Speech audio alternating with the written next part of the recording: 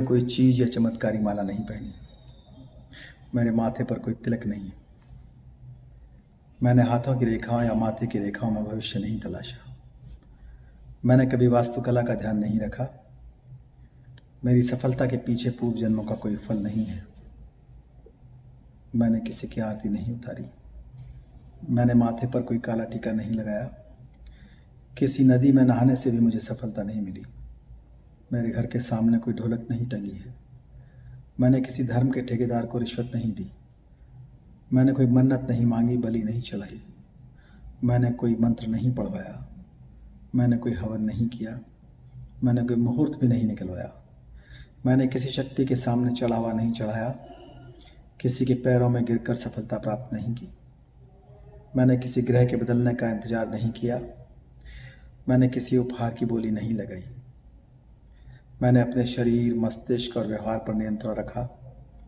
मैंने जीवन में बचपन से ही कड़ी मेहनत की, पढ़ाई की, खूब रुचि और गंभीरता से पढ़ने वाला विद्यार्थी रहा।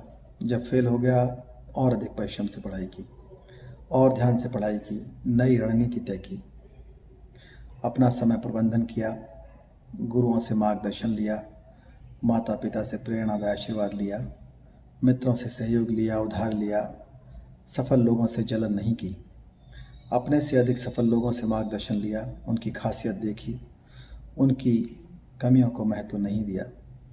मैंने महामानव बुद्ध, सावित्रीबाई फुले, ज्योतिबा फुले, बाबा साहब डॉक्टर अम्बेडकर के जीवन संघर्ष और उद्देश्य को समझा और नैतिकता के रास्ते पर चला, विज्ञान के रास्ते पर चला।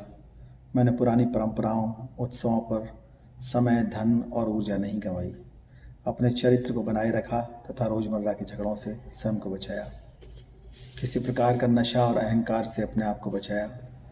दूसरों की हंसी उड़ाने की जगह मैंने दूसरे की कमियों को सीख की तरह माना। मैंने बाबा साहब के बनाए हुए संविधान द्वारा प्रदत्त जो अधिकार है प्रतिनिधित्व का, उसे लिया। मैं जो भी कुछ हूँ बाबा साहब डॉक्टर अम्बेडकर के कारण हूँ।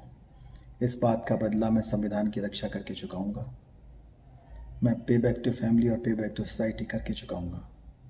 मैं समाज के पुनर्निर्माण के लिए सदैव तत्पर रहूँगा। मैं अपने सभी गुरुजनों के प्रति कृतज्ञ हूँ।